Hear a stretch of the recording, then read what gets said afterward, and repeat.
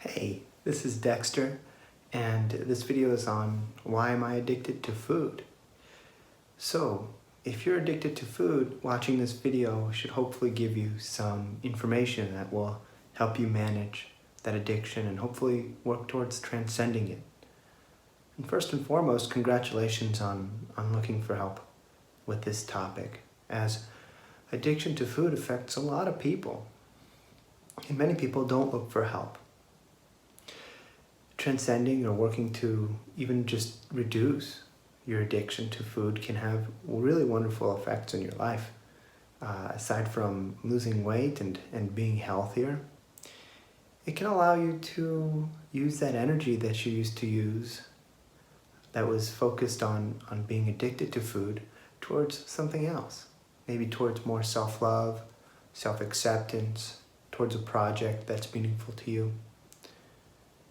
And whenever we transcend or reduce an addiction, it can free up energy in this way and improve our lives in so many ways. So congratulations on being here and looking for help. We hope that you do find this video helpful, and do let us know in the comments if you do. So if you want to know why you're addicted to food, we would recommend looking at why addictions exist. And usually addictions are masking a deeper pain or feeling. And when we seek out something that we're addicted to, what we're doing is we're looking for relief from that pain, from whatever it is that we're feeling that we don't want to feel. And when we become addicted, what has happened is we have found a certain thing, whether it's food or TV or drugs or alcohol, or you name it. We found something that we feel consistently brings us at least temporary relief from that feeling or pain inside of us.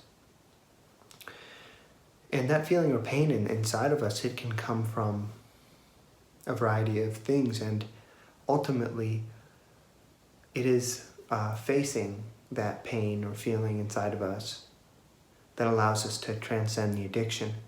Meaning we can basically force ourselves to stop overeating if we were to get to that point and we were to really try. That said, it doesn't mean that the underlying feeling or pain that was driving the addiction would go away, and we might then create a situation where we're suppressing, or we might actually then create another addiction. We might even create an addiction to, for example, exercise, which could lead to anorexia, for example. Lots of people do have such an addiction to exercise, and some of those people become very thin, and it's actually an unhealthy addiction. Or we might use another addiction, like an addiction to social media or video games, or let's see, what else? To drugs or alcohol, or any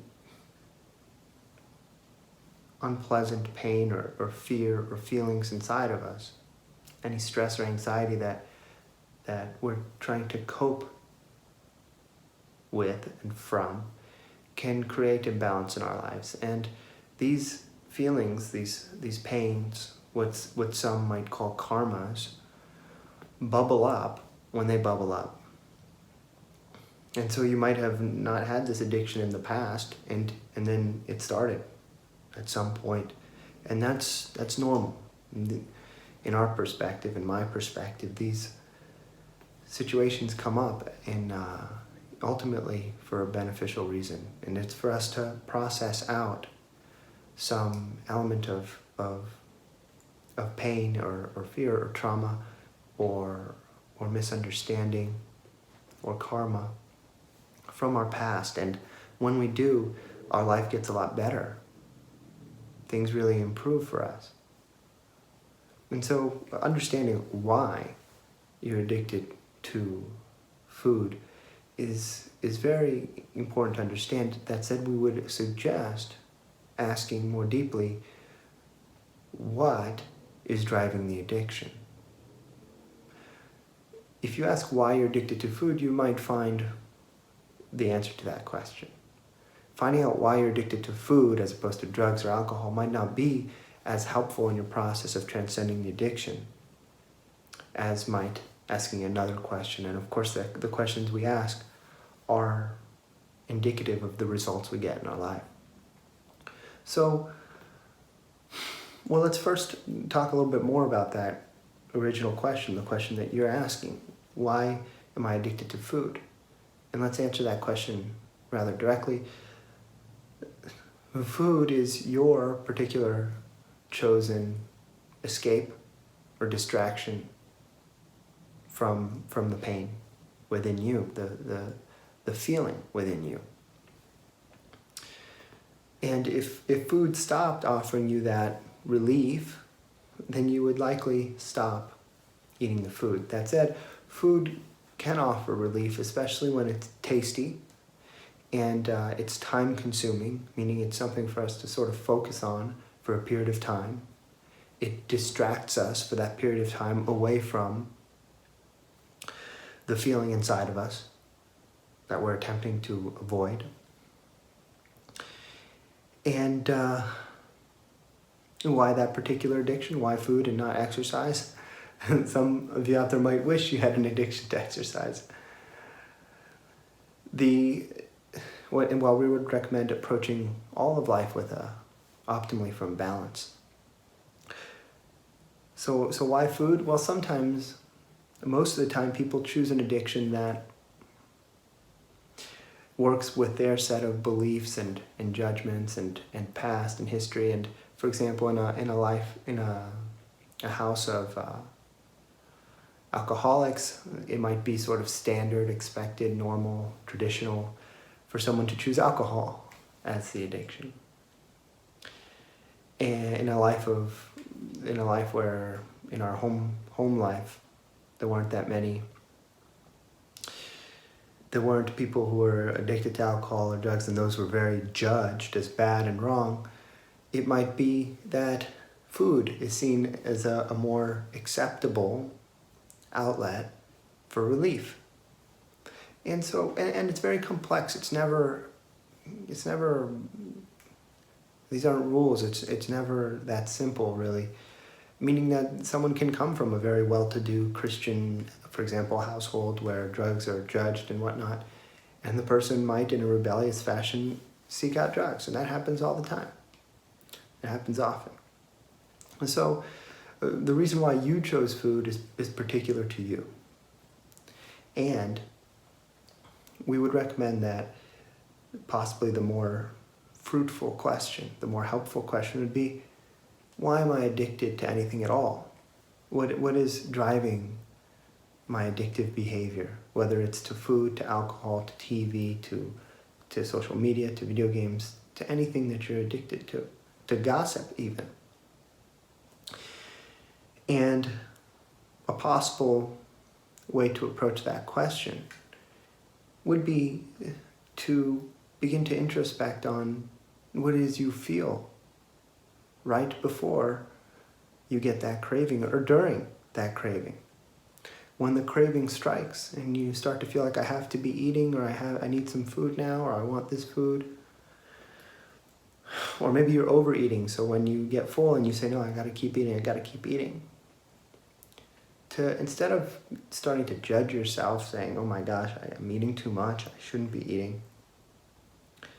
Instead of doing that, shift your focus onto simply observing yourself. In a way, you're becoming a scientist. You're starting to research to gain information about your process by doing this. Now, so many people get taught in this day and age to use self-judgment and self-punishment to change, and it doesn't work.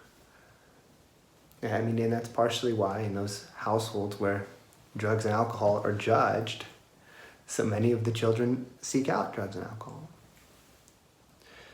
Anyways, what we're talking about in this situation specific to food is, if you start to judge yourself and say, oh, I'm so weak, or I'm so bad, or I hate myself for eating and using food, or I don't like the way I look. All of these are judgments, self-judgments. And ultimately, these judgments are coming from sort of conditioned tendencies to use self-judgment as a motivator, to sort of punish ourselves forward. And that process is dysfunctional. It's like pouring really dirty fuel into a machine or an engine and wanting it to run efficiently and cleanly. Human beings are a system, so to speak. You could look at a body as an engine. It takes fuel, food, and it does work. And emotionally, we motivate ourselves. We can motivate ourselves from, and motivation is a source of fuel. And we can motivate ourselves from self-judgment, which would be a dirty fuel. Or we can motivate ourselves from self-acceptance, self-understanding, self-awareness, self-love, wanting to consciously do what is in our highest and best good, and that we would suggest. So if that's something you're interested in, we might recommend as a first task to choose to stop judging yourself completely for anything really, and especially for the food habits. No longer judge yourself. Notice when you're judging yourself and instead choose to love, forgive, and accept yourself. And we have a technique that we're going to share with you now to help you with that. And it works like this. It's an ancient technique, and it uses a pressure point. It's a process of self-forgiveness. And it's very effective, very powerful, and you can use it at any time where you start to judge yourself. And here's how it works. You say, for example, if you're judging yourself for eating food, you say, I totally and completely forgive myself for eating this food. And what you do at the same time is you take this little spot here on your left hand. This is your left hand, and this is your my right hand. So you take your right index finger, you put it on that spot, and as you inhale, you say in your head, I totally and completely forgive myself for eating this food. And then you exhale, lift the finger, put it back down. And as you inhale, you say to yourself, I totally and completely forgive myself for eating this food. Then you exhale, lift the finger, put it back down. And you do that 6 times at least, or as many times as is necessary for you to release that feeling of self-judgment. Now here's the surprising part maybe. Then what do? You do what you feel. If you want to keep eating, you don't need to force yourself to stop. Finish eating, but love yourself as you do it. See if you can accept yourself as you do. And as you're accepting yourself, observe. Observe what feeling is causing you to eat. Start to describe it. Maybe journal about it. Write it down. Wow, are there any thoughts in particular in your head? Are you thinking about work? Are you thinking about your relationship? Are you thinking about your self-image? Are you thinking about how other people might be perceiving you? Are you thinking about a past pain or trauma? And as you go into the way that you feel and allow yourself to feel the underlying stress or anxiety, allow yourself to work towards a more precise understanding of what that stress and anxiety is really made of. And as you go into the feeling and allow yourself to feel it, see what thoughts come up. See if you remember anything about your past. And in so doing, you're working towards, you're gaining self-awareness. You're shining the light of your consciousness onto these previously subconscious feelings, pains, fears, traumas that were driving the addiction, that were the root of the addiction. And so why are you addicted to food? Well, it's because there's this pain and feeling or fear or stress or anxiety or sensation that is uncomfortable and that you are seeking relief from. And food is what you have chosen for that relief.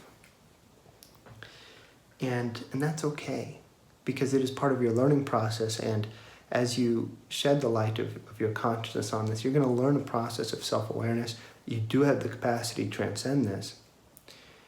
And as you learn these things about yourself, as you learn more about yourself, you're going to start to love yourself, accept yourself, and forgive yourself. It is, if you follow the instructions in this video and you do it in sort of following these guidelines, this process is designed to have benefit in all areas of your life, because it is being done from a place of love, of self-acceptance. And that leads to good places, so to speak. We hope that this has helped you with what you came here looking for, or maybe even something else, maybe something more. And we love hearing, my wife and I love hearing about how this works for you and your comments, and we do try to respond to all of them. So please, if you have other questions, post those questions and we'll make videos for it. And if you'd like help via one-on-one life coaching, we have some information in the description about that. And we hope you have a great day, and we hope that you enjoy your food, that you love and accept yourself, or work towards that, and that you start to gain some self-awareness over that feeling and those feelings that you're seeking relief from through food. Thank you.